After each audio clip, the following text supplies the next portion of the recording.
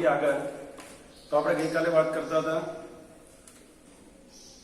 કે જે સજીવો છે એ જે નિવાસસ્થાનની અંદર રહેતા હોય એ નિવાસસ્થાનની અંદર એ પ્રતિક્રિયાઓ કેવી રીતે આપે છે, ઓકે, અને એના ફળ સ્વરૂપે આપણે કયો ટોપિક હતો?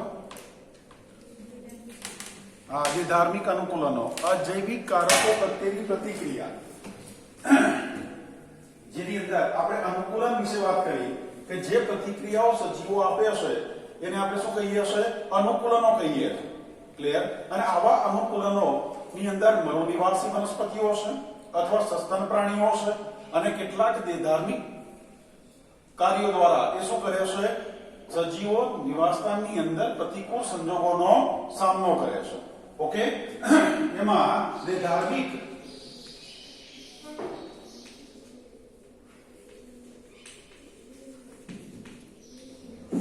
દેહધાર્મિક રીતે એ કેવી રીતે પ્રતિક્રિયા આપતા હોય છે, એટલે કે દેહધાર્મિક પ્રતિક્રિયાઓ. તો જેની અંદર આપણે વાત કરી હતી કે જ્યારે કોઈ દિવસ પ્રવાસે ફરવાનું થાય છે, એટલે કોઈ હાઈ અલ્ટિટ્યુડ જે એરિયા છે, એટલે કે વધુ ઊંચાઈ વાળા વિસ્તારની અંદર જઈએ છે, તો એની અંદર આપણને શું થાય છે? શ્વાસ લેવામાં તકલીફ પડે છે, ઓકે. એટલે કે હાઈ અલ્ટિટ્યુડ ની અંદર જઈએ તો આપણને અલ્ટિટ્યુડ સિકનેસ થાય છે, એટલે કે વધુ ઊંચાઈની બીમારી, જેને ગુજરાતીમાં શું કહેશે? ઉત્તુંગ બીમારી તરીકે ઓળખાય છે. એટલે કે ક્યારેક ફરવા જવાનું ક્યાં મનાલીની બાજુમાં રહેલા રોહતંગ ઘાટ કે પછી લેહની અંદર જ્યારે જઈએ છે ત્યારે એનું સ્થાન કેટલું હશે? કેટલી ઊંચાઈ હશે? તો કે 3500 મીટર કરતા પણ વધુ ઊંચાઈ હશે. અને આવા સ્થાને જ્યારે જઈએ છે ત્યારે આપણને અલ્ટિટ્યુડ સિકનેસ નડે છે. કેમ? કારણ કે આપણે મેદાની વિસ્તારમાં રહેવાવાળા છે.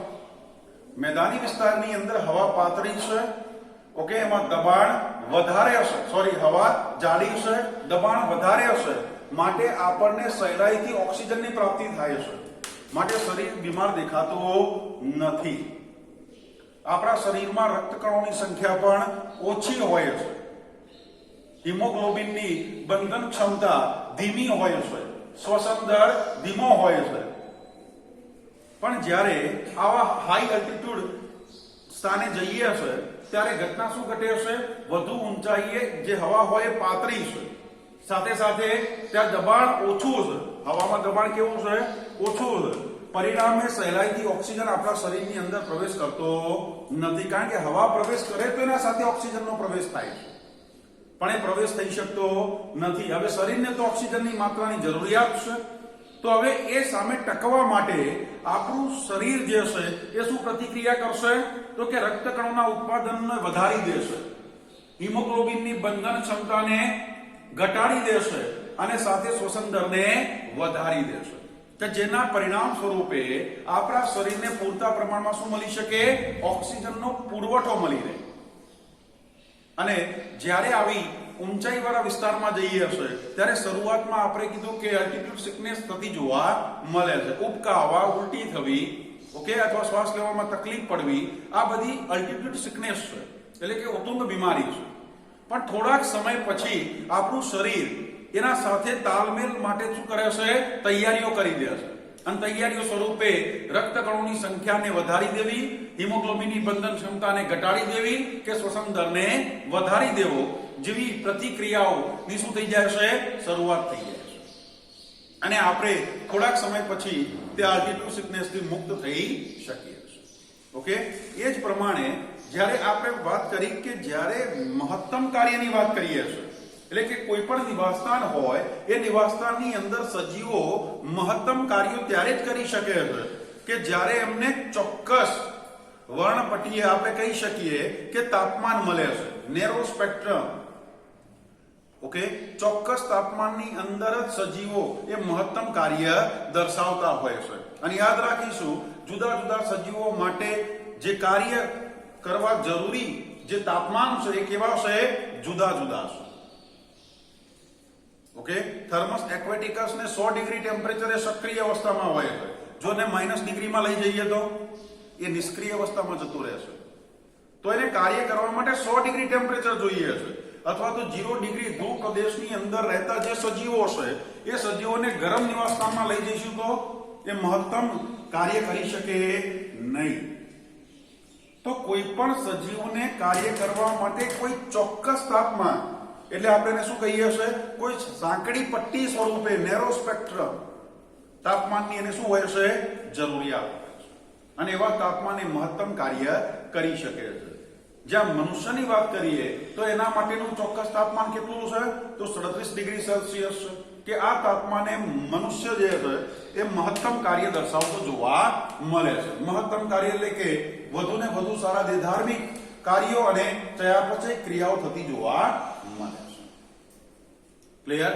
પણ જ્યાં પેલા બેક્ટેરિયાની આપણે વાત કરી કે થર્મસ એક્વેટિકસની જ્યારે વાત કરીએ હશે ત્યારે આવા થર્મસ એક્વેટિકસ એ ક્યાં જોવા મળે હશે, તો કે ગરમ પાણીના જરામાં જોવા મળે હશે. ઓકે, અથવા તો ડીપ સી ની અંદર થર્મો જે હાઇડ્રોથર્મલ જે વેન્ટ છે, એટલે આપણે કહી શકીએ કે ઊંડા મહાસાગરોના જે તળિયા છે અને તળિયે જોવા મળતા ઉષ્ણતાપીય નિકાલ માર્ગો જે છે ત્યાં આ બેક્ટેરિયા રહેતા હોય છે. પણ ત્યાં તાપમાન કેટલું છે, 100 ડિગ્રીથી પણ વધારે સેલ્સિયસ તાપમાન હોય છે. અને આટલા ઊંચા એટલે કે આટલા ગરમ તાપમાનની અંદર પણ પેલા બેક્ટેરિયા એ સક્રિય અવસ્થામાં રહેતા જોવા મળતા હોય છે. આ ઉપરાંત કેટલીક મત્સ્યો જે છે એ 0 ડિગ્રી સેલ્સિયસ કઈ જગ્યાએ, તો કે દક્ષિણ ધ્રુવીય જે વિસ્તાર છે એન્ટાર્કટિકાની અંદર તે રહેતી હોય છે. હવે 0 ડિગ્રી સેલ્સિયસ એટલે શું થઈ જાય, બરફ બની જાય છે. એનાથી પણ નીચું તાપમાન હોય છે અને આટલા તાપમાને પણ એ જીવંત અવસ્થામાં રહી શકે છે. એમના દેહધાર્મિક કાર્યો એ સક્રિય સ્વરૂપે થતા જોવા મળે છે. તો આવું કેવી રીતે બને છે, તો એમને દેહધાર્મિક કાર્યોને મહત્તમ દરે કરવા માટે આ મત્સ્યોની અંદર શું વ્યવસ્થા કરી દીધી, તો એના દેહજળનું જે પ્રવાહી છે એ ઠરી ન જાય એટલા માટે એની અંદર એક પ્રોટીન છે, એને આપણે શું કહીશું, એન્ટી ફ્રીઝ પ્રોટીન, કે જેના રુધિરને જામી જતું અટકાવે છે અને એનું દેહજળનું પ્રવાહી ઠરી જતું નથી અને મહત્તમ કાર્ય કરી શકે છે. તો આ એક ધાર્મિક પ્રતિક્રિયા છે. ક્લિયર? આ ઉપરાંત ઊંડા મહાસાગરોની અંદર રહેતા કેટલીક મત્સ્યોની જાતિઓ છે અથવા તો અપૃષ્ઠવંશીઓ છે. આ સજીવો જે છે એ ત્યાં જે ઊંડા મહાસાગરોમાં રહે છે ત્યાં દબાણ બહારની બાજુ એટલે કે ભૂમિ પર રહેલું જે દબાણ છે એના કરતા 100 ગણું વધારે હોય છે. અને 100 ગણું વધારે દબાણ એટલે શું કરે, આપણે જ્યાં રહીએ છીએ એના કરતા 100 ગણું વધારે દબાણ છે તો શરીર ઉપર બાહ્ય શું થશે, પ્રેશર થાય છે. અને આવા પ્રેશરની અંદર જો આપણે હોય તો શરીર શું થઈ જાય, પેલો ફુગ્ગો ફૂટતો જોયો છે, ફુગ્ગો ફૂટ્યા છે અને કેવા છોતરા નીકળી જાય છે, આપણા શરીરના છોતરા નીકળી જાય. તો દિવાળીની દિવસે પેલા છોકરા બોમ્બ ફોડે છે ને અને કેવા છોતરા વેરાઈ જાય. સમજાય છે? એટલું બધું બાહ્ય પ્રેશર મળે કે શરીર અંદરથી જ ફાટી જાય, ટુકડા થઈ જાય. એવા દબાણની અંદર પણ પેલા અપૃષ્ઠવંશી કે મત્સ્યો જીવંત રહેતી હોય છે. કેમ? તો કે મત્સ્યની અંદર શું હોય, વાત અવકાશ હોય. પણ અહીંયા વાત અવકાશની શું છે, ગેરહાજરી. વાત અવકાશ ગેરહાજર છે, એની જગ્યાએ એમાં શું ભરાઈ જાય છે, ઓઇલ, તેલ ભરાઈ જાય છે. અને તેલ ભરાઈ એ વાત અવકાશની જગ્યાએ તેલ ભરેલા વાતાશય જોવા મળે છે. અને આવા વાતાશય એ બાહ્ય દબાણ સામે શું આપે છે, એને રક્ષણ આપે છે. અને મત્સ્યો સહેલાઈથી એટલા દબાણની અંદર પણ એ શું કરી શકે છે, તરી શકે છે. તો અહીંયા જે સજીવો છે જે નિવાસસ્થાનની અંદર રહેતા હોય છે તે બધા જ નિવાસસ્થાનો એના માટે અનુકૂળ થાય. પણ ક્યારે, જ્યારે એ ઉદ્વિકાસીય જે આખી વ્યવસ્થા છે એની અંદર એને કેટલાક લક્ષણો, દેહધાર્મિક લક્ષણો ઉભા કર્યા છે અને આવા લક્ષણો એ પ્રતિકૂળ સંજોગોનો શું કરે છે, સામનો કરતા હોય છે. ક્લિયર? આ ઉપરાંત કેટલીક એવી પણ પરિસ્થિતિઓ છે કે જેની અંદર સજીવો જીવંત રહેવા માટે જૈવ રાસાયણિક કાર્યો કરતા હોય છે. કેટલીક જૈવ રાસાયણિક પ્રોસેસ એ સજીવોને જે તે કપરા નિવાસસ્થાનની અંદર પણ ટકી રહેવા માટે શું કરે છે, મદદ કરે છે. ઓકે, જ્યાં જોઈએ તો કે કોઈ પણ સજીવો છે એ ચોક્કસ અનુકૂળ વાતાવરણની અંદર જ એ શું કરી શકે છે, વધુ કાર્ય સરળતાથી કરી શકતો હોય છે. તો અહીંયા એ જે સજીવ છે એ સજીવની અંદર જોઈએ તો કે સસ્તન પ્રાણીઓની વાત કરીએ તો વધુ ઊંચા તાપમાનને પણ શું કરી શકે છે? સહન કરી શકે છે. અનુકૂળ તાપમાન એટલે શું કહેવાય કે સજીવ એની અંદર મહત્તમ કાર્ય દર્શાવે છે. એ સજીવ માટે કેવું કહેવાય? અનુકૂળ તાપમાન છે. પણ આવા અનુકૂળ તાપમાન પ્રતિકૂળ સંજોગો જ્યારે સર્જાય છે ત્યારે પ્રતિકૂળ સંજોગોની અંદર પણ એટલે કે ઊંચા તાપમાનને પણ સહન કરવાની ક્ષમતા સૌથી વધારે કયા સજીવોમાં છે? તો કે સસ્તન સજીવોમાં છે. ઓકે, હવે સસ્તન સજીવ વધતા જતા ટેમ્પરેચર સાથે પણ શું કરી શકે છે? પોતાના શરીરની આંતરિક પર્યાવરણીય સ્થિતિને જાળવી શકે છે. ઓકે, એનું તાપમાન બદલાતું નથી. પણ કેટલાક સજીવો એવા છે કે જે બાહ્ય પર્યાવરણીય પરિસ્થિતિ બદલાતા એના અંદરનું આંતરિક પર્યાવરણીય સ્થિતિ પણ શું થાય છે? બદલાય છે. તો આવા સજીવો શું કરશે? તો આવા સજીવો એ વર્તણૂકની રીતે એ પોતાના અસ્તિત્વને ટકાવી રાખવાનો પ્રયત્ન કરે છે અને એ નિવાસસ્થાન સાથે તાલમેલ મેળવતા હોય છે. કેવી રીતે? તો જોઈએ તો કે સસ્તન સજીવો છે એ પોતાની આંતરિક સ્થિતિ જાળવી શકે છે એટલે એને નિવાસસ્થાનની અંદર બને ત્યાં સુધી કોઈ વર્તણૂક રીતે જવાની જરૂરિયાત રહેતી નથી. પણ રણની અંદર રહેતી એક ગરોળી છે, લિઝાર્ડ. હવે રણમાં તો તાપમાન કેવું હોય? ઊંચું હોય છે. ક્લિયર? સસ્તન પ્રાણીઓ રણ પ્રદેશની અંદર આપણે લખીએ તો કે રણ વિસ્તાર જે છે એ રણ વિસ્તારની અંદર રહેતા સસ્તન સજીવો જે છે, ઓકે, એ સસ્તન સજીવો તો પોતાની આંતરિક પર્યાવરણીય સ્થિતિને શું કરી શકે છે? જાળવી શકે છે. રણ વિસ્તારમાં તાપમાન કેવું હોય છે? તો કે તાપમાન ઊંચું થઈ જાય છે. ક્યારે? ઉનાળાની ઋતુ દરમિયાન. તો ઉનાળાની અંદર જ્યારે તાપમાન વધુ ઊંચું હોય એ સમય દરમિયાન એ તાપમાનને કોણ સહન કરી શકે છે સહેલાઈથી? તો કે સસ્તન સજીવો. એ પોતાની આંતરિક પર્યાવરણની સ્થિતિને જાળવી શકે છે. ક્લિયર? પણ જ્યાં આ રણ વિસ્તારની અંદર રહેતી કેટલીક ગરોળી છે, ઓકે, લિઝાર્ડ, રણમાં જાવ તો તમને મળશે યુરોમેટ્રિક્સ, ઓકે, જેને સાંઢો કહે છે. એનું તેલ પણ ઇલીગલી વેચાય છે. ઓકે, યુરોમેટ્રિક્સ. તો એ ગરોળી જે છે એ પોતાના અસ્તિત્વને કેવી રીતે ટકાવે છે? કેવી રીતે પ્રતિક્રિયા આપે છે?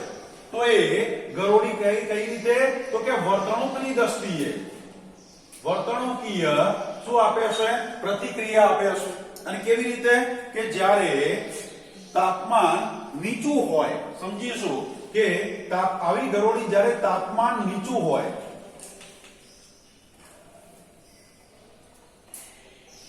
તાપમાન કેવું હોય? નીચું હોય, ત્યારે એ શું કરે છે? સૂર્યપ્રકાશમાં જતી રહે છે.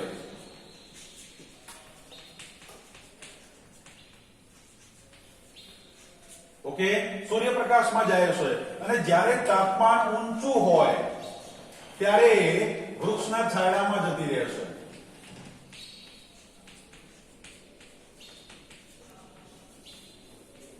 જો અહીંયા ગરોળી વર્તણૂકીય રીતે પ્રતિક્રિયા આપે છે. કેવી રીતે? તો કે રણની અંદર તમે જો તો રાત્રિ દરમિયાન તાપમાન કેવું થઈ જાય? નીચું હોય. એટલે વહેલી સવારે તાપમાન નીચું હોય.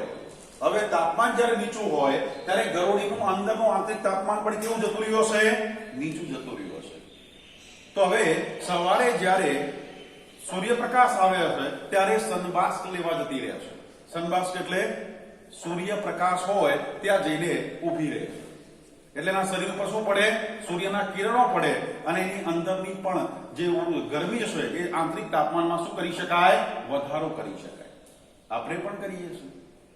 ઠંડી લાગે તો આપણે શું કરીએ છીએ? તડકામાં જઈએ છે ને, એને શું કહેવાય? સનબાસ્ક લઈએ. ઓકે, તો ગરોળી પણ એ વર્તણૂક કરે છે કે જ્યારે તાપમાન રણનું નીચું હોય એ સમય દરમિયાન સવારે સૂર્યપ્રકાશમાં સનબાસ્ક લે છે. ઓકે, તડકામાં જતી રહે છે. અને જ્યારે તાપમાન ઊંચું થઈ જાય, એમ લાગે કે હવે તડકો વધી ગયો છે, તો તડકો વધશે, બપોરનો ટાઈમ હોય ત્યારે એના શરીરનું તાપમાન શું થઈ જાય? વધી જાય. કારણ કે બાહ્ય પર્યાવરણીય જે તાપમાન છે એના બદલાવ સાથે ગરોળીનું અંદરનું આંતરિક તાપમાન પણ શું થાય છે? બદલાય છે. રાતે નીચું થઈ ગયું તો એનું આંતરિક તાપમાન પણ નીચું થયું, તો એને સનબાસ્ક લેવાની જરૂર પડી. પણ બપોર જ્યારે થાય છે ત્યારે રણમાં તાપમાન કેવું થઈ જાય? ઊંચું થઈ જાય. તો આવા સમયે એ પોતાના આંતરિક તાપમાનને જાળવવા માટે ક્યાં જતી રહેશે? વૃક્ષની છાયામાં જતી જોવા મળે છે અને પરિણામે પોતાના શરીરનું આંતરિક તાપમાન જાળવી શકે. ક્લિયર? જ્યાં જોઈએ તો કેટલાક સજીવો એવા પણ છે કે ભૂમિની એટલે કે જમીનની સપાટી પર જમીનની ઉપર શું કહેશે કે જ્યારે તાપમાન વધી જાય છે અને તાપમાનનું વધી જવું એટલે શું વધે? તો ગરમી વધારે હોય. ઓકે, જમીન ઉપર તાપમાન વધી જાય એટલે કે ગરમી વધારે હોય તો આવી ગરમીથી બચવા માટે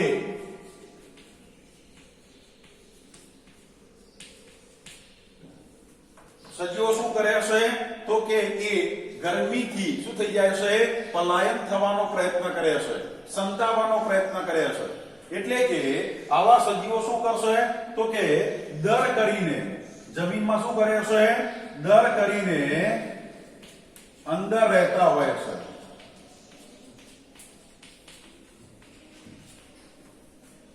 ઓકે, જ્યારે ભૂમિ પરનું તાપમાન વધી જાય, અસહ્ય ગરમી થવા લાગે છે, ત્યારે આવા સજીવો ક્યાં જતા રહેશે? દરમાં જતા રહેશે.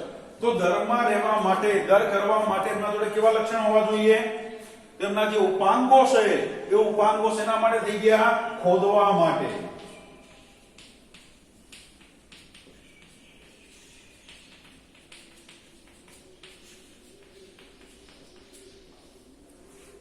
એની અંદર કયા લક્ષણોનો વિકાસ થયો છે? કે દર બનાવી શકે, જમીનને ખોદી શકે.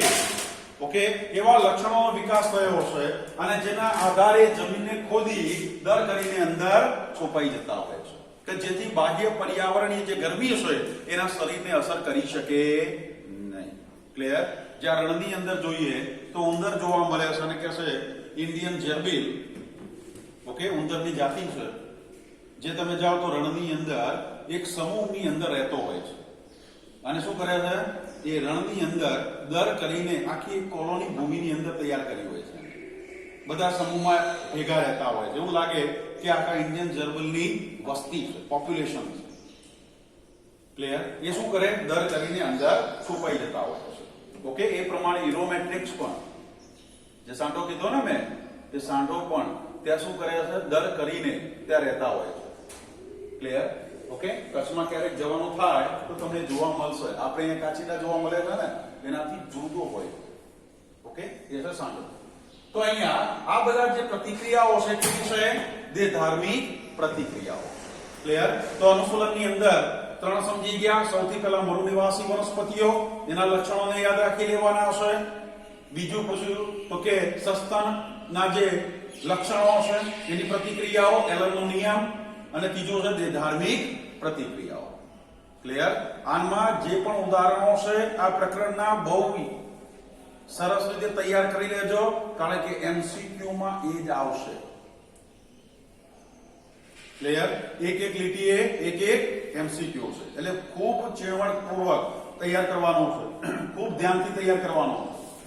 ઓકે, તકલીફ પડે પૂછી લેજો. હવે ઓફલાઈનમાં આપણે આવી ગયા છે એટલે હવે કોઈ તકલીફ પડશે નહીં. ઓનલાઈનમાં ક્યાંક થોડી તકલીફ પડી હોય તો એ જણાવી દેજો, સાહેબ અહીંયા તકલીફ પડી, તો સોલ્યુશન થઈ જશે. પણ રિઝલ્ટ ઓછું આવવું જોઈએ નહીં. ઓછું આવશે નુકસાન તમને થશે, મને નહીં. ક્લિયર? ચલો જોઈએ આગળ એક ટોપિક. તો હવે કોની વાત કરીશું? તો કે છે વસ્તી. આગળ ટોપિક કયો છે? વસ્તી.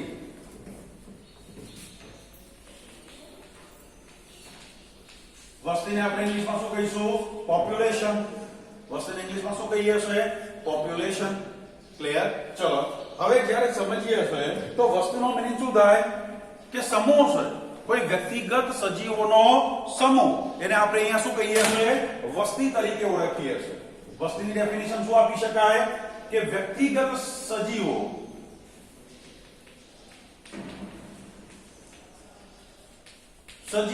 અથવા તો એક જ જાતિના સજીવો, એક જ જાતિના જે સજીવો છે એ સજીવોનો શું કહેવાય? સમૂહ. એટલે આપણે એને શું કહીશું? પોપ્યુલેશન. વસ્તી તરીકે ઓળખીએ છીએ. જનરલી પ્રકૃતિની અંદર જ્યારે જોઈએ છે, કુદરતી નિવાસસ્થાનોમાં જઈએ છે, તો ત્યાં ક્યારે પણ એક જ વ્યક્તિગત સજીવ નું દર્શન થવું એ અઘરું છે. સમજો, જંગલમાં ગયા તો માત્ર આખા જંગલમાં એક જ હરણ રહેતું હોય, આવું ક્યારે બનતું નથી. કે આખા જંગલમાં એક જ આ બાવળનું વૃક્ષ હોય, આવું ક્યારે બનતું નથી. કે હજારો વર્ષોથી આ જંગલમાં એક જ હરણ છે. ક્યારે કોઈ એવું જંગલ છે કે જેમાં એક વ્યક્તિ જ હોય? એક બાવર હોય, એક હરણ હોય, એક સિંહ હોય, એક કાચિંડો હોય, એક કાચબો હોય, કે આખા તળાવમાં એક જ માછલીની જાતિમાં એક જ મત્સ્ય હોય. આવું ક્યારે પણ કોઈ પણ પ્રકૃતિની અંદર રહેતું નથી. સમજાય છે કે પ્રકૃતિમાં જ્યારે જઈએ છે ત્યારે એની અંદર માત્ર એક જ વ્યક્તિગત સજીવના દર્શન થાય એવું જોવા મળતું નથી. ઓકે, કોઈ ગામની અંદર ગયા તો ત્યાં માત્ર એક જ વ્યક્તિ આખા ગામમાં રહેતો હોય ને આપણે ક્યાં ગામ છે, ઓકે, અને ગામમાં એક જ વ્યક્તિ રહેતો હોય વર્ષોથી, આવું ક્યારે બને છે? હોય છે ક્યારે? કેવા શું માંગે છે કે કોઈ પણ નિવાસસ્થાનની અંદર પ્રકૃતિમાં જ્યારે જઈએ છે ત્યારે હંમેશા એક જ વ્યક્તિગત સજીવનું દર્શન થવું એ અઘરું છે. ક્યારે એક સજીવ જીવી શકતો નથી, એનું અસ્તિત્વ ક્યારે હોતું નથી. હંમેશા સજીવો નિવાસસ્થાનની અંદર શું કરે છે કે ચોક્કસ સંખ્યાની અંદર એ રહેતા હોય છે. ચોક્કસ સંખ્યા એટલે સમૂહમાં રહેતા હોય છે. વ્યક્તિગત સજીવો જે છે એ હંમેશા કોઈ પણ પ્રકૃતિમાં જઈએ છે ત્યારે પ્રકૃતિમાં એટલે કે કુદરતી નિવાસસ્થાનોમાં હંમેશા સજીવો શું કરે છે તો સમૂહની અંદર રહેતા હોય છે. ઓકે, ચોક્કસ નિવાસસ્થાનની અંદર સજીવો જે છે એ સમૂહની અંદર વસવાટ કરતા હોય છે. ઓકે, મત્સ્યોની વાત કરીએ તો મત્સ્યો ક્યાં રહેતી હોય છે? સમૂહમાં. એનું ચોક્કસ નિવાસસ્થાન કયું બનશે? તળાવ હોય, સરોવર છે, નદીઓ છે, સમુદ્ર છે, મહાસાગરો છે, તો એની અંદર એનું ચોક્કસ નિવાસસ્થાન છે અને એની અંદર એ સમૂહમાં રહેતા જોવા મળે છે. દેડકા હોય તો એ જલીય નિવાસસ્થાનની અંદર, હાથી હોય તો જંગલના નિવાસસ્થાનની અંદર. ઓકે, હાથીને જોવા માટે દરિયામાં ન જવાય, ત્યાં મળશે નહીં.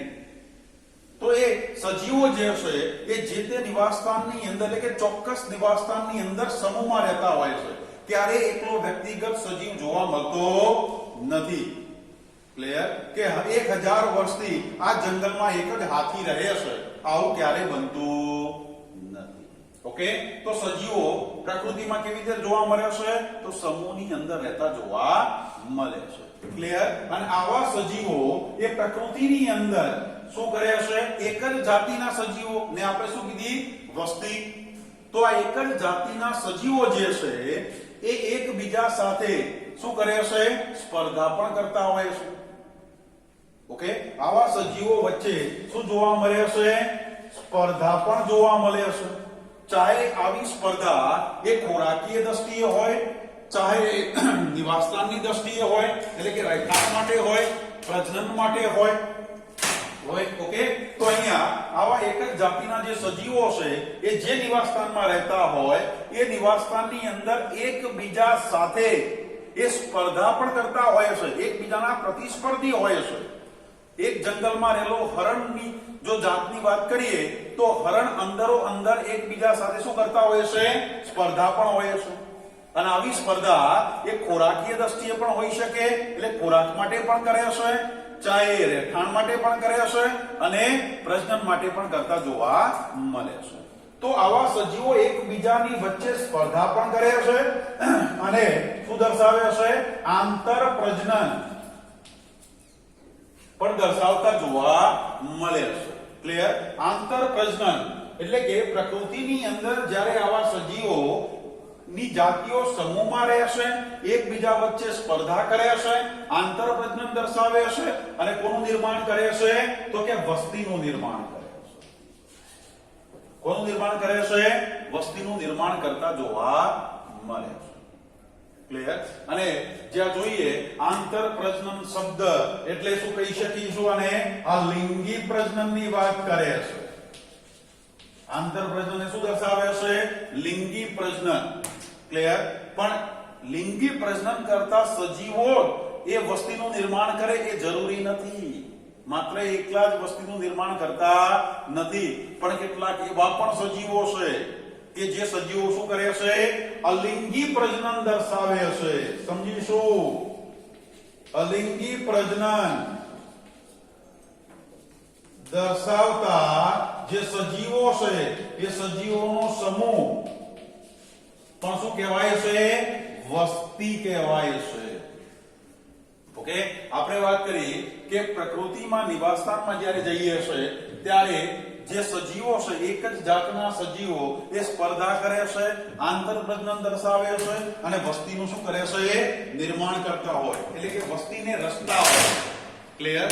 અને આવા જે આંતર પ્રજનન શબ્દ એ તો લિંગી પ્રજનન શબ્દ છે. એ તો લિંગી પ્રજનન છે.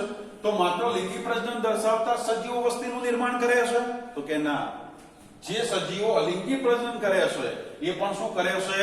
સમૂહમાં જ્યારે જોવા મળે છે અને એ પણ શું કરે? વસ્તીનું નિર્માણ કરે છે. અલિંગી પ્રજનન એટલે આપણે કહીએ કે બેક્ટેરિયા છે, માધ્યમમાં રહેલા બેક્ટેરિયા.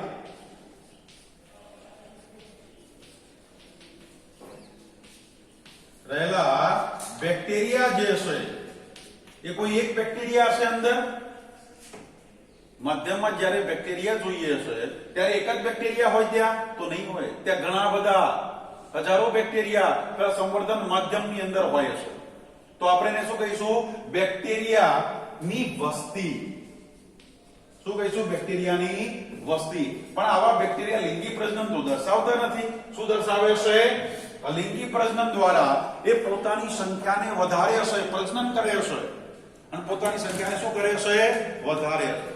અને જ્યારે એ બેક્ટેરિયાનો સમૂહ જે આખો છે એ સમૂહને આપણે શું કહીશું? બેક્ટેરિયાની વસ્તી છે.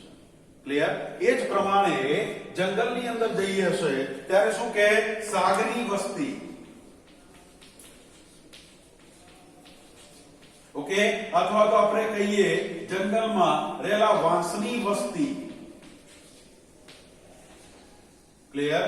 જંગલમાં રહેલા સિંહની વસ્તી, હરણની વસ્તી. ઓકે, કોઈ તજાયેલી ભૂમિ છે જેને આપણે શું કહીએ? પડતર ભૂમિ છે, કે જેનો કોઈ એગ્રીકલ્ચર કે વસવાટ માટે માનવજાત ઉપયોગ કરતી નથી. તો એવી ભૂમિને આપણે શું કહીશું? તજાયેલી પડતર ભૂમિ છે. તો એ પડતર ભૂમિમાં રહેલા ઉંદરોની વસ્તી. ક્લિયર? શું કહે છે? તજાયેલી ભૂમિમાં કોની કહે છે? ઉંદરની વસ્તી. ઓકે, અથવા કોઈ જલીય વસવાટ છે, જલીય વસવાટમાં પક્ષીઓની વસ્તી, એટલે કે જલીય જે પક્ષીઓ છે એ પક્ષીઓનો સમૂહ હોય તો આપણે કહીશું પક્ષીઓની વસ્તી. આ રીતે શું કહે છે? કોઈ એક જ જાતિના સજીવો છે એ સજીવો ભેગા મળીને શું કરે છે? વસ્તીનું નિર્માણ કરતા હોય છે. ઓકે, સમજાય છે? વસ્તી એટલે શું? એક જ જાતિના સજીવો ભેગા મળીને શું કરે? તો વસ્તીની રચના કરતા હોય છે. આવી વસ્તી એ શું કરે છે? સ્પર્ધા પણ જોવા મળે છે અને એની અંદર આંતર પ્રજનન પણ જોવા મળતું હોય છે. ક્લિયર? ચલો સમજીએ. તો કોઈ પણ વ્યક્તિગત સજીવ છે એ કોઈ નિવાસસ્થાનની અંદર આપણને જોવા મળે છે. એટલે જંગલમાં ગયા અને ત્યાં આપણને વાંસ જોવા મળ્યા. તો એ વાંસ ત્યાં છે. કેમ ત્યાં વાંસ જોવા મળે છે? ત્યાં મહત્તમ વાંસ કેમ છે? કારણ કે એને શું કર્યું? પર્યાવરણ સાથે એને શું કર્યું છે? અનુકૂલન સાધી લીધું છે. કોઈ પણ નિવાસસ્થાનની અંદર રહેલો વ્યક્તિગત સજીવ, એ વ્યક્તિગત સજીવ એ નિવાસસ્થાનની પરિસ્થિતિની સામે શું આપી શકે છે? પ્રતિક્રિયા આપી શકવા માટે સક્ષમ છે. માટે એ ત્યાં જોવા મળે છે. ક્લિયર? ઓકે, અને જ્યાં વ્યક્તિગત સજીવ થી વસ્તીની વાત કરીએ છે ત્યારે વસ્તીને પોતાના ચોક્કસ લક્ષણો છે. વ્યક્તિગત સજીવ કરતા વસ્તીને પોતાના એક ચોક્કસ લક્ષણો ધરાવે છે. વસ્તી ને પોતાના આગવા શું હોય છે લક્ષણો છે જે વ્યક્તિગત સજીવમાં હોતા નથી. સમજો શું કહેવા માંગે છે. હરણની વસ્તી આપણે વાત કરીએ તો હરણની વસ્તી, પણ એમાં એક હરણની વાત કરીએ તો એ વ્યક્તિગત બની જાય ને. એક હરણ એટલે શું કહેવાય? વ્યક્તિગત બની જાય. પણ જ્યારે એક કરતા વધારે હરણ હોય ત્યારે શું બની જાય? વસ્તી બને. વ્યક્તિગત સજીવને પોતાના જે લક્ષણ હોતા નથી, પણ કોને હોય? એટલે કે વ્યક્તિગત સજીવ કોઈ લક્ષણ દર્શાવતા નથી, પણ વસ્તીને પોતાના આગવા લક્ષણો હોય છે. કેવા? તો કહેશે કે જન્મ છે. વ્યક્તિગત સજીવ હોય એ જન્મે છે અને મરે છે. સમજો. પણ વસ્તી ક્યારે મરતી નથી. સમજવાનું છે. વ્યક્તિગત સજીવમાં મૃત્યુ અને જન્મ જોવા મળે છે. વ્યક્તિગત સજીવોમાં શું થાય? એ જન્મે છે અને મળે છે. ઓકે, મૃત્યુ થાય છે, પણ વસ્તીનું ક્યારેય જન્મ કે મૃત્યુ થતું નથી. પૃથ્વી ઉપર હજારો વર્ષોથી મનુષ્યની જાત છે, પણ એ હજારો વર્ષ પહેલા જન્મેલો માણસ આજે હયાત છે. સમજાય છે? સજીવ જે છે, કોઈ વ્યક્તિગત સજીવની વાત કરીએ છે ત્યારે એની અંદર એ જન્મ અને મૃત્યુ છે. વ્યક્તિગત સજીવમાં જન્મ અને મૃત્યુનું પ્રમાણ જોવા મળે છે, પણ વસ્તીનું ક્યારે મૃત્યુ કે જન્મ થતો નથી. એ અવિરતપણે હોય છે. ઓકે, એ શું કહેશે કે વસ્તીનો એ પોતાનું આગવું લક્ષણ છે. કયો? તો કે જન્મ દર અને મૃત્યુ દર હોઈ શકે.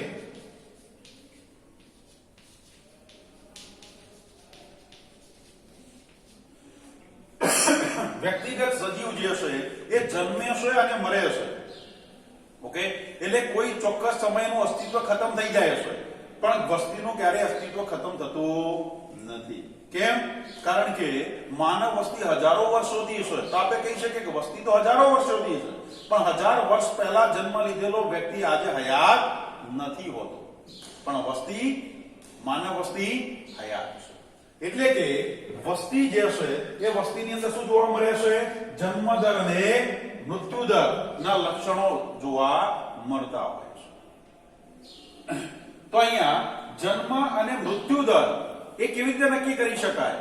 તો કે કોઈ એક નિવાસસ્થાનની અંદર રહેતા સજીવો જે છે એ સજીવોમાં પર કેપિટા એટલે વ્યક્તિગત માથા દીઠ શું કરી શકાય છે? તો એનું વસ્તીનું જન્મ અને મૃત્યુ દરનું પ્રમાણ ગણી શકાય છે. ઓકે, જન્મ દર અને મૃત્યુ દર કેવી રીતે નિર્ધારિત થાય છે? તો પર કેપિટા એટલે કે માથા દીઠ.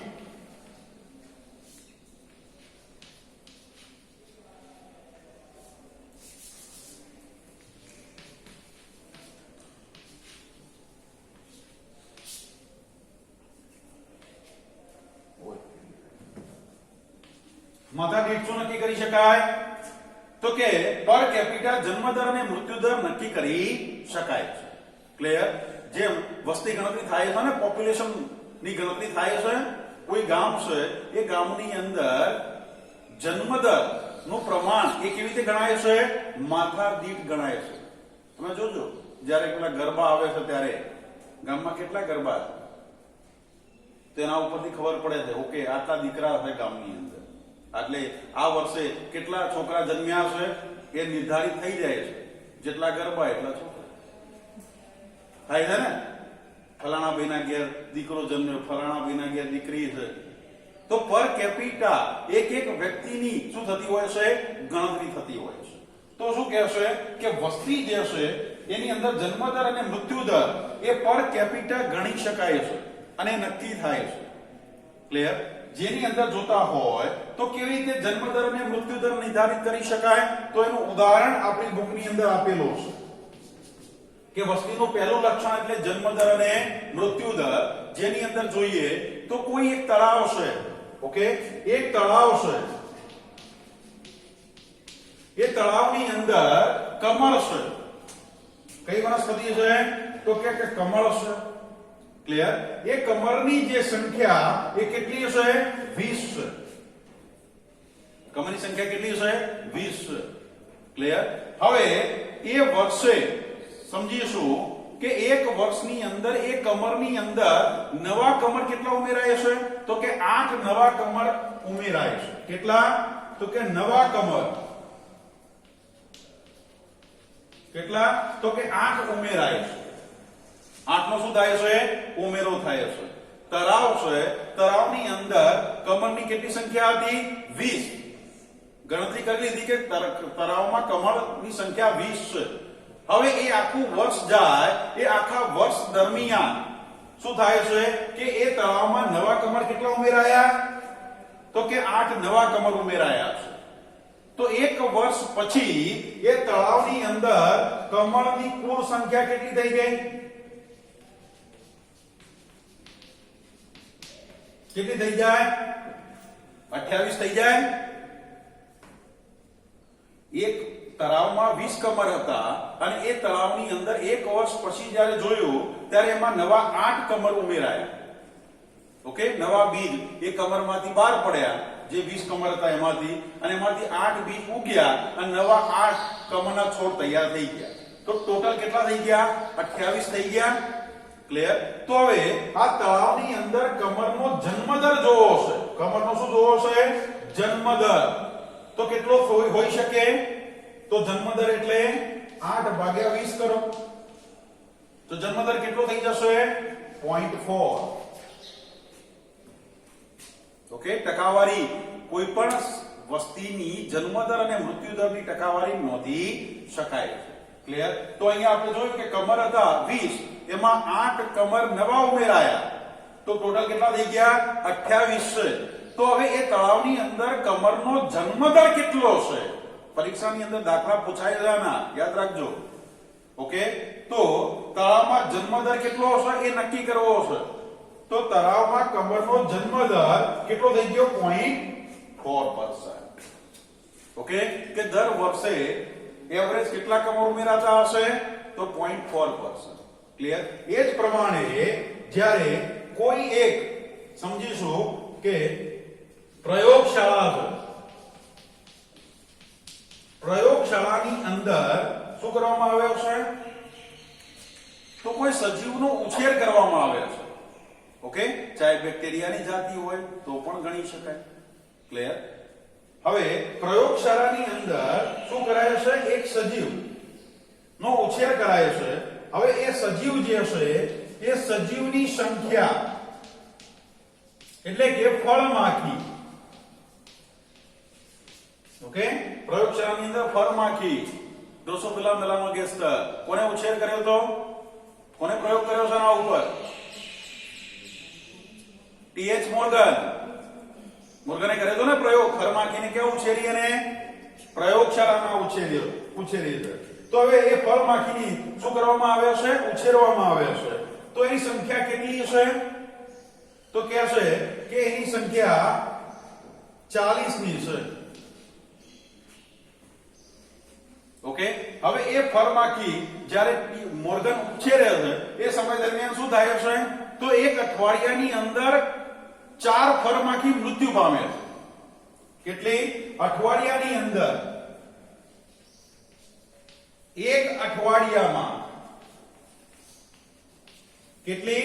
4 ફળમાખી શું પામી? મૃત્યુ પામી. સમજો, પહેલા કમરના ઉદાહરણથી આપણે જન્મદરને શોધ્યો છે કે જન્મદર કેટલો? 0.4% હોય. હવે કોઈ વસ્તીની અંદર મૃત્યુદરને શોધવો છે તો કેવી રીતે શોધી શકાય? તો કે પ્રયોગશાળાની અંદર ફળમાખીની ઉછેર થાય છે અને એ વખતે ફળમાખીની સંખ્યા કેટલી છે? કુલ 40 હતી. હવે 40 માંથી એક અઠવાડિયા પછી જ્યારે જોયું તો ફળમાખી જે છે એમાં 4 ફળમાખી મૃત્યુ પામી. 4 ફળમાખી શું થઈ ગઈ? મૃત્યુ પામી. તો હવે પ્રયોગશાળાની અંદર કુલ કેટલી ફળમાખી હશે? 36 હોઈ શકે ને? કુલ કેટલી હશે? 36 ફળમાખી છે. ક્લિયર? પણ જ્યાં આ ફળમાખીનો મૃત્યુ દર કેટલો હોઈ શકે? તો 4 ભાગ્યા 40 કેટલો આવશે? 0.1%. ક્લિયર? તો આ શું કહેશે કે કોઈ પણ વસ્તી હોય એ વસ્તીનું પહેલું લક્ષણ કયું છે? જન્મદર અને મૃત્યુદર નક્કી કરી શકાય છે.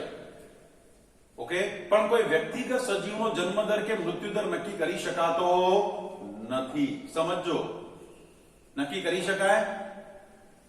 કોઈ વ્યક્તિગત સજીવનો જન્મદર કે મૃત્યુદર નક્કી કરી શકાતો નથી. માત્ર વસ્તીનો જન્મદર અને મૃત્યુદર નક્કી કરી શકાય છે. ઓકે, કોઈ વ્યક્તિનું મૃત્યુ થાય છે એમ કહેવાય કે 0.5% મરી ગયો. સમજાય છે? કોઈ વ્યક્તિ મૃત્યુ પામે હશે તો એની આપણે ટકાવારી કાઢી શકીએ કે આ વ્યક્તિ 0.2% મરી ગયો, અથવા કોઈનો જન્મ થાય તેમ કહેવાય કે કેટલા ટકા જન્મ થયો છે, કે ફલાણા ભાઈના ઘેર 0.1% છોકરાનો જન્મ થયો છે. સમજાય છે? કોઈ વ્યક્તિગત સજીવનો ક્યારે જન્મદર કે મૃત્યુદર નક્કી કરી શકાતો નથી. ક્લિયર? જન્મદર કે મૃત્યુદર કોનો નિર્ધારિત કરી શકાય? તો વસ્તીનો કરી શકાય છે. ઓકે, સમજાય છે? હવે ઉતરે છે? કોઈ પર્ટિક્યુલર વ્યક્તિનો જન્મદર નક્કી કરી શકાય નહીં કે 0.60% જન્મ થયો છે, 0.40% બાકી છે. કે કોઈ વ્યક્તિઓને એમ કહી શકાય કે 0.70% મૃત્યુ પામ્યા, 0.30% જીવંત છે. આવો ક્યારે મૃત્યુ હોઈ શકે? વ્યક્તિગત સજીવનો મૃત્યુદર કે જન્મદર નિર્ધારિત કરી શકાતો નથી. એ હંમેશા કોનો નક્કી કરી શકાય? પોપ્યુલેશન, વસ્તીનો કરી શકાય છે. તો વ્યક્તિગત સજીવથી આ શું બની ગયું? એક વસ્તીનું એક પોતાનું આગવું, આપણે લખ્યું પોતાના આગવું લક્ષણ છે. ક્લિયર? ઓકે, ચલો સમજીએ. તો વસ્તીનું બીજું એક લક્ષણ છે, અને કયું છે? તો કે લિંગ પ્રમાણ, સેક્સ રેશિયો. ઓકે, એટલે આપણે લિંગ પ્રમાણ એટલે શું કહીશું? અથવા આપણે કહીએ જાતિ પ્રમાણ. ક્લિયર? કોઈ પણ વસ્તી હોય એ વસ્તીનું આપણે લિંગ કે જાતિ પ્રમાણ નક્કી કરી શકીએ છીએ. અને લિંગ પ્રમાણ એટલે નર અને માદાની સંખ્યા. ઓકે, કે ફલાણા ગામની અંદર 70% કે 60% બહેનો છે અને 40% ભાઈઓ છે. નક્કી કરી શકાય ને? જેમ સ્કૂલમાં આપણે બેઠા હતા તો કોઈ વર્ગખંડની અંદર કેટલા છોકરા અને કેટલી છોકરીઓ નક્કી કરી શકાય? માથા દીઠ ગણી શકાય. ઓકે, તો શું કહેશે? જાતિ પ્રમાણ કે લિંગ પ્રમાણ એટલે કે નર અને માદા ની શું કહેશે? સંખ્યા. કોઈ પણ વસ્તી હોય એ વસ્તીની અંદર નર અને માદાની સંખ્યા નક્કી કરી શકાય છે. ઓકે, એટલે કે વસ્તીનું બીજું કયું લક્ષણ છે? લિંગ કે જાતિ પ્રમાણ. ઓકે, પણ કોઈ એક વ્યક્તિનું ક્યારે લિંગ કે જાતિ પ્રમાણ હોતું નથી. તમે કાઢી શકાય કે ફલાણા ભાઈ 50% નર છે અને 40% માદા છે. આવું ક્યારે લિંગ પ્રમાણ હોય છે? સમજાય છે? કોઈ એક ચોક્કસ પર્ટિક્યુલર જે વ્યક્તિગત સજીવ છે એનો ક્યારે જાતિનો રેશિયો કે લિંગનો રેશિયો કાઢી શકાતો નથી. ઓકે, સમજાય હશે? એ કોનો કાઢી શકાય? વસ્તીનો કાઢી શકાય છે. કે એની અંદર નરની સંખ્યા 60% છે કોઈ પોપ્યુલેશનમાં, જ્યારે માદાની સંખ્યા 40% છે. ક્લિયર? તો આ પણ શું બને છે? વસ્તી જે હોય એટલે કે જે પોપ્યુલેશન છે એનું આગવું લક્ષણ છે. ઓકે, એ વ્યક્તિગત સજીવનું ક્યારે હોતું નથી. સમજાય છે? પોપ્યુલેશનનો મિનિંગ થાય એક જ જાતિના સજીવો ભેગા મળે છે, ભેગા મળી એકબીજા વચ્ચે એમના વચ્ચે સ્પર્ધા પણ જોવા મળે છે. ઓકે, હરીફાઈ પણ હોય છે, અને સાથે સાથે આંતર પ્રજનન દર્શાવતા હોય તો આપણે એને પોપ્યુલેશન વસ્તી કહીએ છીએ. ક્લિયર? આવા વસ્તીના આગવા લક્ષણો હોય છે જે વ્યક્તિગત સજીવમાં જોવા મળતા નથી. જેમ કે જન્મદર અને મૃત્યુદર, લિંગ પ્રમાણ એટલે કે જાતિ પ્રમાણ એ માત્ર ને માત્ર વસ્તીમાં જોવા મળે છે, વ્યક્તિગત સજીવમાં હોતા નથી. ક્લિયર? સમજાય છે? ઓકે, ચલો જોઈ લો. હવે આગળ જોઈશું કે કોઈ પણ નિવાસસ્થાનની અંદર વસ્તી પોપ્યુલેશનની જ્યારે વાત કરીએ છીએ ત્યારે એ નિવાસસ્થાનમાં બધી જ વસ્તી એક જ વયની હોતી નથી. કોઈ ગામની અંદર ગયા તો બધા 60 વર્ષના જ હોય કે પછી બધા 10 વર્ષના જ હોય કે બધા 1 વર્ષના જ હોય કે બધા બાળકો જ છે આખા ગામમાં કે આખા ગામમાં એકલા વૃદ્ધો જ છે. આવું ક્યારે હોતું નથી. કોઈ પણ નિવાસ સ્થાનની અંદર રહેતા જે સજીવો છે એમાં વસ્તી જ્યારે જોઈએ છે ત્યારે વસ્તીમાં હંમેશા વય આધારિત સજીવો જોવા મળે છે. ઓકે, એટલે કે બાળકો પણ હોય, યુવાનો પણ હોય અને વૃદ્ધો પણ હોય છે. એટલે કે હરણની સંખ્યા જો જોઈએ, હરણની વસ્તીની વાત કરીએ તો હરણના બચ્ચા પણ હોય છે, હરણમાં યુવા હરણ પણ હોય છે અને વૃદ્ધ હરણ પણ જોવા મળે છે. ક્લિયર? ટૂંકમાં કોઈ પણ વસ્તીને જ્યારે ધ્યાને લઈએ છે ત્યારે જે તે નિવાસસ્થાનમાં રહેલી વસ્તીમાં વય આધારિત વિતરણ જોવા મળે છે. ઓકે, ચલો એ જોઈએ એ પહેલા આપણે બુકની અંદર એકવાર વાંચી લઈએ વસ્તી અને પછી એ જોઈ લઈએ.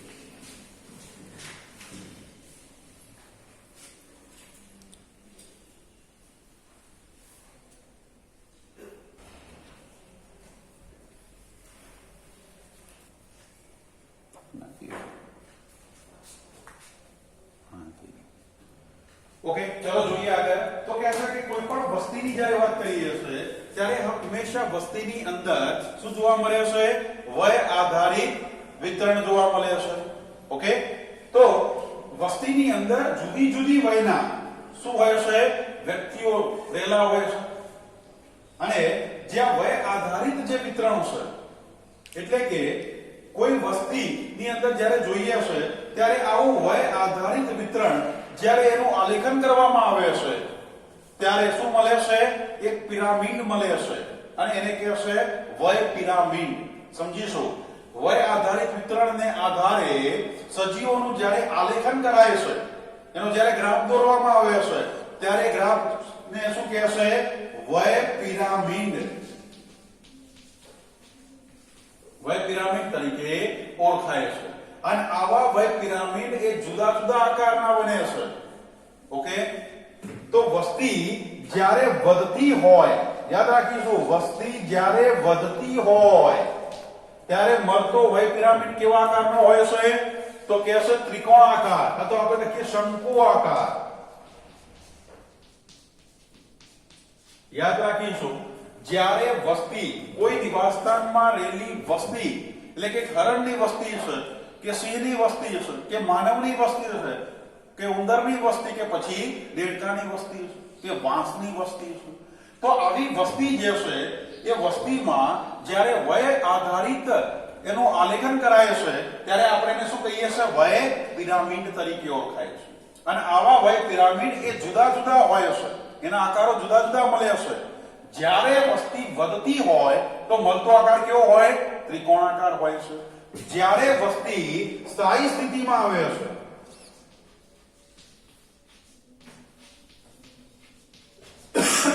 ત્યારે એ હંમેશા કેવો મળે છે? તો કે ઘંટાકાર મળે છે. ઓકે, બેલ શેપ મળે છે. જ્યારે વસ્તી શું થાય છે? ઘટે છે. જ્યારે વસ્તી શું થતી જાય છે? ઘટતી જાય છે ત્યારે મળતો આકાર કેવો હોય છે? ઊંધા ગળા આકાર.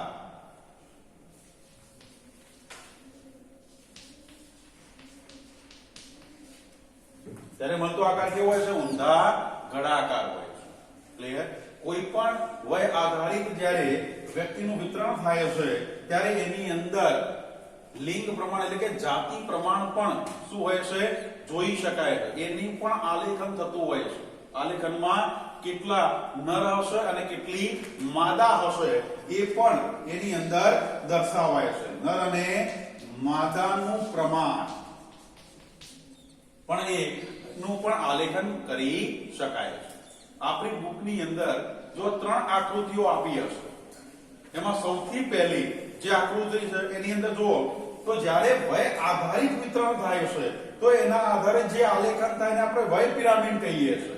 પણ વય આધારિત એટલે તો અહીંયા 3 પ્રકારની વય આધારિત વિતરણ થતું હોય છે. એક છે પૂર્વ પ્રજનનક્ષમ, પ્રજનનક્ષમ અને પશ્વ પ્રજનનક્ષમ ત્રણ શબ્દો આપ્યા હશે. વય આધારિત વિતરણ કોના આધારે થાય છે? તો કે છે એમાં સૌથી પહેલા જે નીચેના ભાગે હશે એક શું હશે? તો કે પૂર્વ પ્રજનનક્ષમ.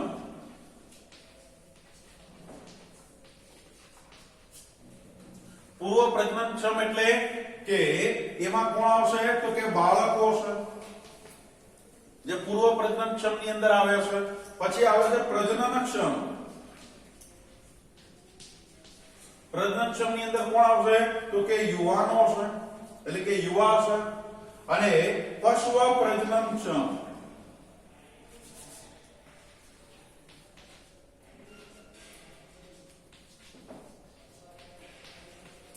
પશ્વ પ્રજનનક્ષમ ની અંદર કોણ આવશે? તો કે વૃદ્ધો છે. ઓકે, કે જે પ્રજનન ક્ષમતા ગુમાવી ચૂક્યા છે. તો અહીંયા વય આધારિત જ્યારે કોઈ પણ વસ્તીનું વિતરણ થાય છે ત્યારે એમાં ત્રણ પ્રકારના એમાં પાઠ પડેલ છે. સૌથી પહેલો શું આવે? પૂર્વ પ્રજનનક્ષમ, પછી પ્રજનનક્ષમ અને પછી પશ્વ પ્રજનનક્ષમ. ઓકે, હવે જ્યાં જોઈએ છે કે જ્યારે પૂર્વ પ્રજનનક્ષમ સજીવોની સંખ્યા વધારે હોય અને ધીરે ધીરે વસ્તી શું થતી જાય છે? જો વધતી જાય તો મળતો આલેખ કેવો મળે છે? આ રીતે સમજો. ઓકે, આ રીતે મળે છે. તમારી બુકની અંદર આ પ્રમાણે આપ્યું હશે કે સૌથી નીચે હશે આવી રીતે આપ્યું છે ને. ઓકે, હું એક દોરી રહ્યો છું, કઈ જુદું નથી. આ રીતે પાર્ટીશન કરી દીધું હશે. આ પાર્ટીશન શું બતાવે છે? કે એક બાજુએ નર છે અને બીજું બાજુએ માદાનું પ્રમાણ બતાવે છે. ક્લિયર? પણ જ્યારે તમે આની આકૃતિ દોરશો તો તમને મળશે કેવી રીતે? શંકુ આકાર અથવા આપણે શું કહીએ? ત્રિકોણાકાર મળે છે. ક્લિયર? તો હવે એની અંદર હવે ત્રિકોણાકારમાં આપણે ભાગ પાડી દઈએ. ચલો આવી રીતે. તો પૂર્વ પ્રજનનક્ષમ એટલે કોણ આવશે? જે તળિયાના ભાગે હશે. પછી પ્રજનનક્ષમ અને પછી પશ્વ પ્રજનનક્ષમ. ક્લિયર? કોઈ પણ વસ્તીનો જ્યારે આલેખ બનાવીએ હશે ત્યારે જો ત્રિકોણાકાર મળે તો વસ્તી હંમેશા શું કરે છે? વધી રહી છે. ગામમાં વસ્તી વધી રહી છે. ક્લિયર? હવે ગામની અંદર જ્યારે એનો વય આધારિત જે આલેખ રચાય છે એ આલેખ જો આપણને આ પ્રમાણે મળે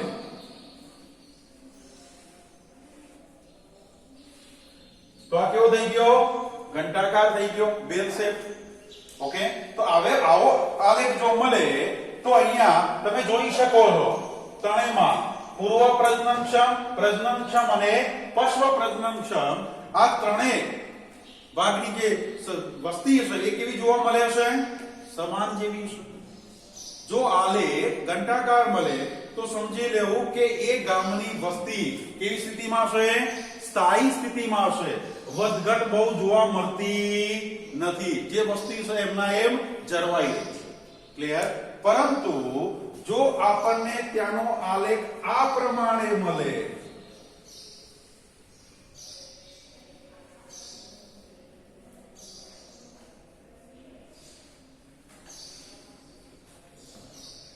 ઓકે, કે જન્મદરનું પ્રમાણ ઘટી રહ્યું છે, ઉપર મૃત્યુ દર પણ ઘટી રહ્યો છે અને ક્યાંક યુવાનોની સંખ્યા વધારે જોવા મળી. જન્મ ઓછો જોવા મળે, મૃત્યુ ઓછું જોવા મળે, પણ યુવા વર્ગ કેવો જોવા મળે? વધારે જોવા મળે. તો સમજી લેવું કે અહીંયા આ કેવો મળ્યો? ઊંધા ગળા આકાર. ઓકે, અને આવો આકાર જો વય આધારિત વિતરણનો મળે તો સમજી લેવું કે વસ્તી શું થઈ રહી છે? ઘટી રહી છે. ગામમાં વસ્તીનું પ્રમાણ ધીરે ધીરે ઘટે છે. ક્લિયર? આ એમસીક્યુ છે. આ આકૃતિ મગજમાં બરાબર બુકમાં યાદ રાખી લેજો. અને આ ત્રણે ત્રણ આકાર ત્રિકોણાકાર તો નિવાસસ્થાનમાં વસ્તી વધી રહી છે. ઘંટાકાર તો વસ્તી સ્થાયી સ્થિતિમાં છે અને ઊંધા ગળાકાર મળે તો વસ્તી શું થઈ રહી છે? ઘટી રહી છે. ક્લિયર?